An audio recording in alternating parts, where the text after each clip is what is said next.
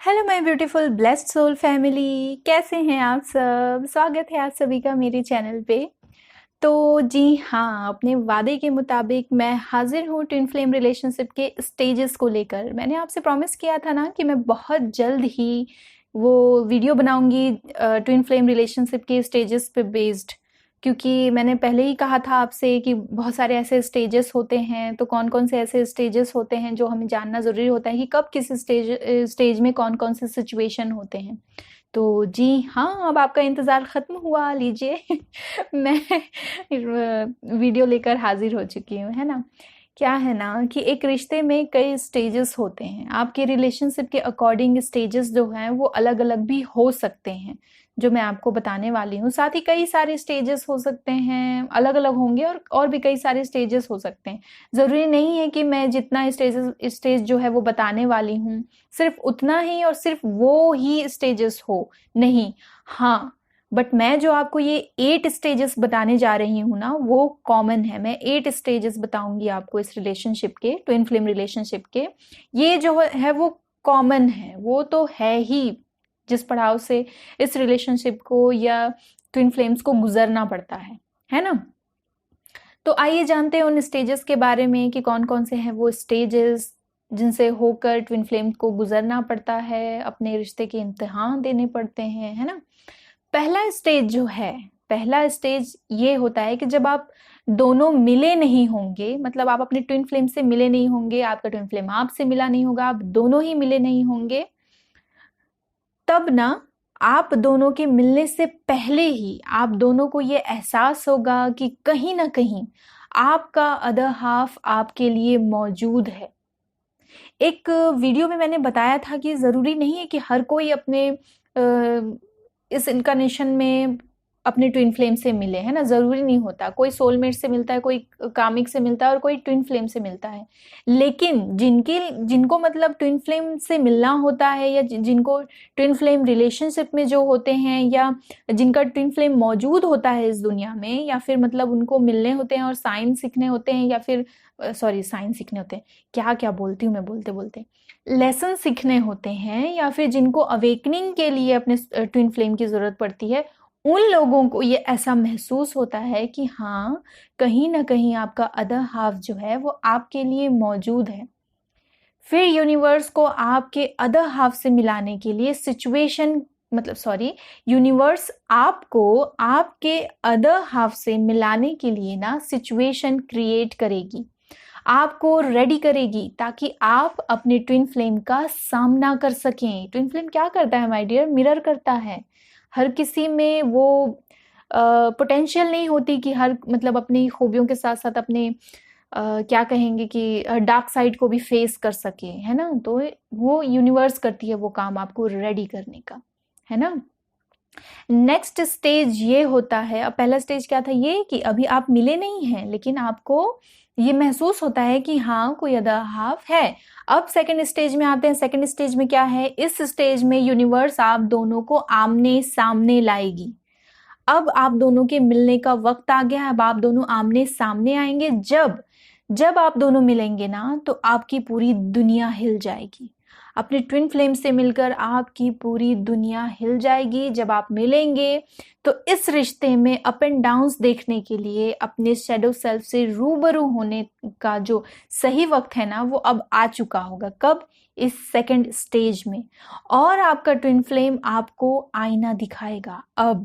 अब आपका वक्त आ गया है अपने शैडो सेल्फ से रूबरू होने का, अपने डार्क साइड को फेस करने का, अपने लाइफ के पर्पस को जानने का, अपने लाइफ के मिशन को जानने का, इस दुनिया में आने के मकसद को जानने का। इन सब का एक टाइम पीरियड अब शुरू हो चुका है। अट्रैक्शन बहुत होगा दोनों में। इस अट्रैक्शन की वजह से ही आप दोनों हमेशा साथ में समय बिताना चाहेंगे। लेकिन हाँ, ये जो ट्विन फ्लेम में जो ये अट्रैक्शन होता है, ये फिजिकल अट्रैक्शन नहीं होता है, ये सोल का अट्रैक्शन होता है। मैंने जो एक अलग से वीडियो बनाई है ट्विन फ्लेम रिलेशनशिप में, उस पर मैंने बताया डिटेल में। इसके अलावा ट्विन फ्लेम और कामिक में क्या क्या वो चीज़ होती है, क्या कहते हैं उसको, समानता होती हैं। और क्या कहते हैं ना कि जब ट्विन फ्लेम में जो मिलते वक्त क्या होता है, जब अब हम ट्विन फ्लेम से अपने मिलते हैं तो क्या होता है, या कामिक पर्सन से या कामिक पार्टनर से मिलते हैं तो क्या होता है।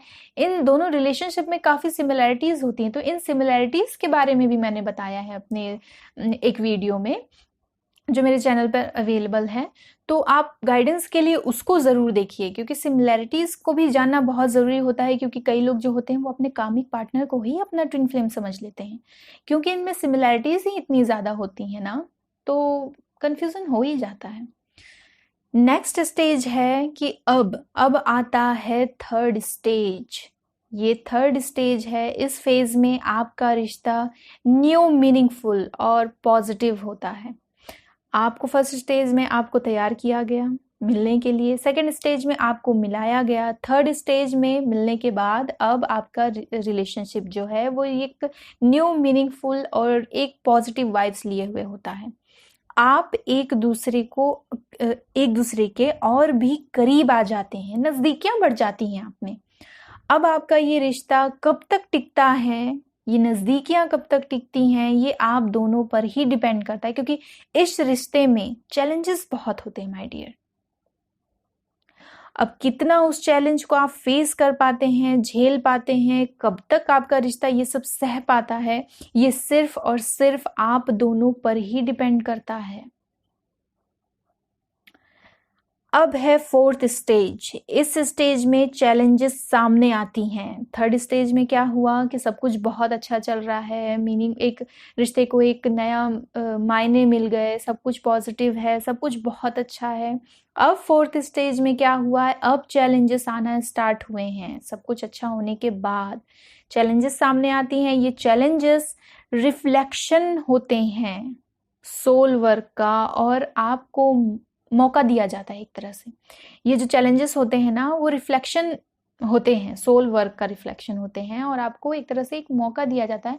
ये मौका आपके रिश्ते को सुधारने के बारे में नहीं होता है, इस बात का ध्यान रखिएगा कि ये जो मौका आपको दिया जा रहा है वो इसलिए नहीं कि आप अपने रिलेशनशिप को बेहतर बनाएं, बल्कि आप खुद के सोल को और खुद को बेहतर बनाने के बारे में सोचिए, खुद को बेहतर बनाइए, इस बारे में होता है ये मौका, ताकि आप इन चैलेंजेस का सामना करके और भी ज़्यादा बेहतर इंसान बन सकें, और भी ज़्यादा अपना बेस्ट वर्जन बन सकें। अब है फिफ्थ स्टेज की बारी। अब शुरू होगी इस रिश्ते की कसौटियाँ, कसौटी ज़िंदगी की। जैसे ही आप इस फिफ्थ स्टेज में आते हैं ना, तो आप अपने शैडो साइड को जानने और समझने के लिए खुद के अंदर और भी गहराई से गोता लगाना शुरू करते हैं। आप अपने अंदर में ढूंढने और टटोलने लग जाते हैं, है ना, अपने शैडो सेल्फ को जानने की, समझने की आप में फिर इच्छा जागने लग जाती है। तब आपके प्यार की परीक्षा होगी। आप जब अपने आप से और एक दूसरे से सवाल करना शुरू करेंगे ना, तो आपके सारे इनसिक्योरिटीज जो होंगी वो बढ़ जाएंगी, जिसमें दूसरा पार्टनर इमोशनली इनसिक्योर महसूस करने लगता है। ये वो वजह है कि फिर अटैचमेंट इश्यूज होने लग जाते हैं। यहीं से इश्यूज जो होते हैं वो क्रिएट होने लग जाते हैं, और यहीं पर तो आपके मतलब अब समझिए, अब आपके रिलेशनशिप की, आपके प्यार की असली परीक्षा, अग्नि परीक्षा शुरू हो चुकी है। नेक्स्ट है सिक्स्थ स्टेज। इस स्टेज में चेज की प्रॉब्लम होती है। चेज जिसे कि सेपरेशन भी कहा जाता है। सेपरेशन ट्विन फ्लेम रिलेशनशिप का एक बड़ा हिस्सा है। बिना सेपरेशन के ट्विन फ्लेम रिलेशन के तो कोई मायने ही नहीं है। इसमें एक पर्सन हमेशा चेज करेगा और दूसरा उस चेज से बचने के लिए हमेशा दूर भागता रहेगा, और चेज करने वाला उसका हमेशा पीछा करता रहेगा। फिर एक समय ऐसा आएगा कि जब एक पार्टनर खुद को दूर कर लेगा इस चेज से परेशान होकर, और यहीं पर सेपरेशन स्टार्ट होगी, और यही कारण बनता है, ये चेज ही कारण बनता है सेपरेशन का। नेक्स्ट स्टेज है सेवंथ स्टेज। सेवंथ स्टेज होता है सरेंडर का। अब जबकि आप सेपरेशन झेल रहे होते हैं, तो ऐसे में सरेंडर ही बेहतर होता है आपके लिए। ये चेज जो है वो कई सारे वर्षों तक, कई सालों तक चल सकता है, लेकिन क्या आप अपने सारे ट्रिगर्स, सारे इनसिक्योरिटीज पर इस चैलेंजेस के थ्रू काम कर चुके हैं? ये देखती है यूनिवर्स। अपने सारे इश्यूज पर काम करने के बाद, मतलब कि इश्यूज क्या हैं वो सब जान लेने के बाद और अपना इनर वर्क कंप्लीट हो जाने के बाद, मतलब आपका इनर वर्क कंप्लीट हो जाने के बाद आप एक साथ इस रिश्ते में वापस आ सकते हैं। ये रिलेशनशिप सरेंडर मांगता है और यही एक स्टेज होता है सरेंडर का। फिर आपको एक होने की परवाह किए बिना ही सिर्फ खुद का इनर वर्क करना है माय डियर, कि पता नहीं मैं आगे हम मिलेंगे कि नहीं, इस बात की परवाह किए बिना, इस रिलेशनशिप की परवाह किए बिना आपको सिर्फ खुद पर काम करना है, खुद का इनर वर्क करना है। ये आप दोनों के लिए एक बड़ी पिक्चर है जिसे आप एक्सेप्ट करते हैं और फिर surrender, inner work and accept, इन सब के बाद आप दोनों वापस आते हैं, एक दूसरे के सामने आते हैं दोबारा।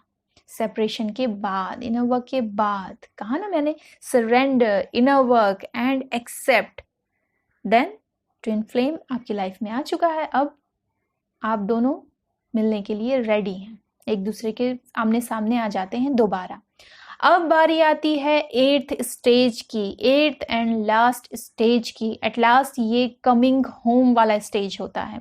एंड फाइनली एक बार जब आप पूरी तरह से फुल्ली सरेंडर कर देते हैं और अपने डेस्टिनी को स्वीकार कर लेते हैं, एक्सेप्ट कर लेते हैं, तो बस फिर यहीं से आपका जो जीवन है, आपका जो लाइफ है वो स्टार्ट हो जाता है, शुरू हो जाता है और आपको काफ़ी बैलेंस्ड फील होगा। आप महसूस करेंगे कि आप बैलेंस में माहिर हो चुके हैं, बैलेंस करने में। और इस स्टेज में रिश्तों में और भी ज़्यादा सहानुभूति और समझ होती है जो पहले नहीं थी आपके रिश्ते में, आप दोनों में।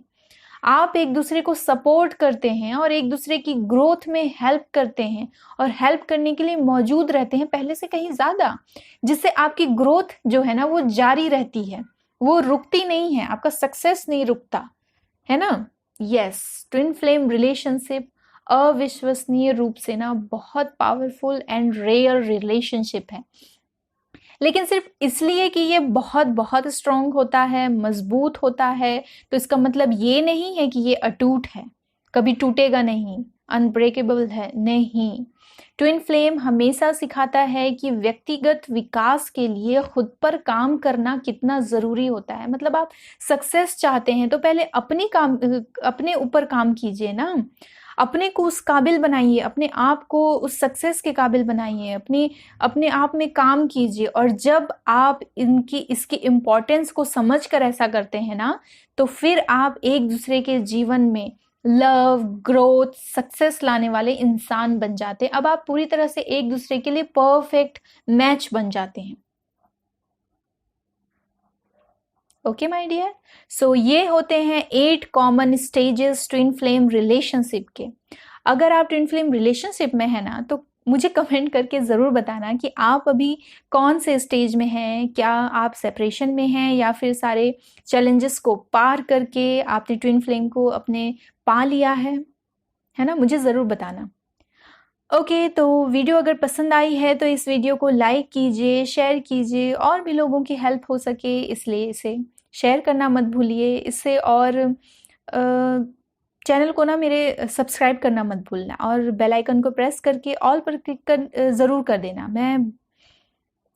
ताकि मुझे इससे बहुत मतलब आपके लाइक करने से, सपोर्ट करने से ना मुझे बहुत ही एक इंस्पिरेशन मिलती है, मैं मोटिवेट होती हूँ और ही ऐसे इंटरेस्टिंग और अच्छे वीडियोस आपके लिए लेने के लिए, ताकि मैं ऐसे गाइडेंस आपको प्रोवाइड कर सकूँ।